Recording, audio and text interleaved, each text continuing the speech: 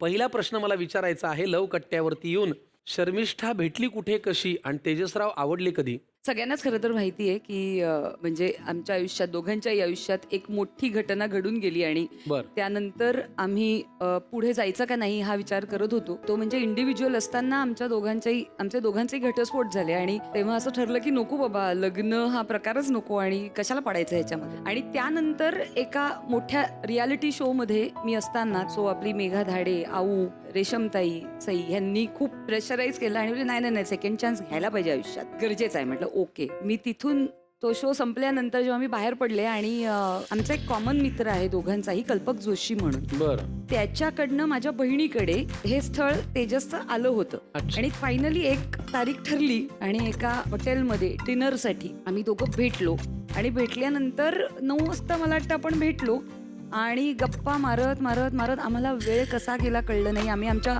बहिणीकडे, आम्हाला हॉटेलमधनं हाकलवण्यात आलं, मग आम्ही आमच्या बहिणीकडे गेलो तिच्या घरी रात्री. असं करता करता पहाट झाली आणि निघताना तेजसने 5 वाजता पहाटे मला सांगितलं, मला तू आवडलेली आहेस आणि मला तुझ्याशी लग्न करायचंय. मग असं झालं की अरे थांब थांब थांब, आज आपण फक्त बघतोय एकमेकांना, मैत्री होऊ दे, प्रेमात पडू दे, असून सगळं होऊ दे. पण त्या रात्रीमध्ये, त्या गप्पांमध्ये असं काय घडलं होतं की तेजसला वाटलं की शर्मिष्ठा माझी आयुष्यात असावी? त्या रात्री मला असं जाणवलं, म्हणजे ती ज्याप्रमाणे स्वतःच्या बहिणीची काळजी घेत होती, बहिणीच्या नवऱ्याची काळजी घेत होती, त्यांचे जे डिस्कशन्स होते, त्याप्रमाणे एका पॉइंटला तिची बहीण इमोशनल झालेली, ती ज्याप्रमाणे ते सांत्वन करत होती, प्लस बहिणीचा तिच्यावरचा विश्वास, हे मला दिसून आलं की येस, खूप फॅमिली ओरिएंटेड आहे ही, खूप फक्त प्रोफेशनकडे न बघणार असं काही नाही आहे. आणि तिने मला सकाळी 5 वाजता जेव्हा मी तिला सोडायला गेलो, ती म्हणाली पहिल्यांदा घरी आलायस, न खाता जाऊ नको. तिने स्वतःच्या हाताने बनवलेली बाकरवडी मला खायला घातली आणि ती खरंच अप्रतिम होती.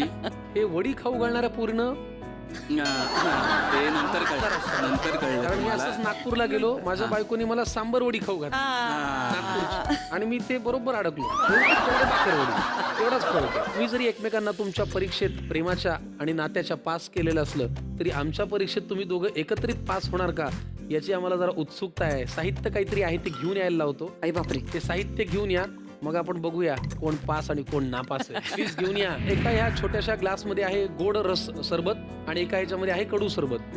जो खोटा पडेल किंवा जो डावा ठरेल त्याने कडू प्यायचं आणि जो खरा असेल त्याने गोड प्यायचं. पहिला प्रश्न आहे, फार विचार करायचा नाही. पहिला प्रश्न आहे, रोमॅन्टिक कोण जास्त आहे?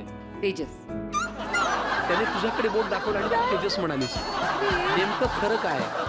लग्न करायच्या आधी एकमेकांबरोबर राहून बघा, पण विथ फॅमिली. तर तसं नेमकं आमच्या बाबतीत मला ते करायचं होतं आणि स्वामींच्या कृपेने ते घडलं. आणि तेव्हा मला त्याचा अंदाज व्यवस्थित आला, कारण त्यावेळेला कोविड लागला. तेव्हाच मला तो कळला की तो किती रोमॅन्टिक आहे. त्याने बाहेर जेव्हा जातो त्यावेळेला माझ्यासाठी ब्रेसलेट वगैरे सगळं व्यवस्थित घेऊन येतो. मी जर एकटी गेली शॉपिंगला तर तो चिडतो. त्याच्यानंतर जर सामान घ्यायला बाहेर वाण्याच्या दुकानात तरी मी एकटी गेले तरी तो चिडतो. मी बॅगा एक उचलून सगळं वर चालले तर नाही, ते त्यानेच उचलायच्या असतात. हे सगळं मला ते एकत्र राहिल्यामुळे आवडलं आणि मी याच्याशी लग्न केलं.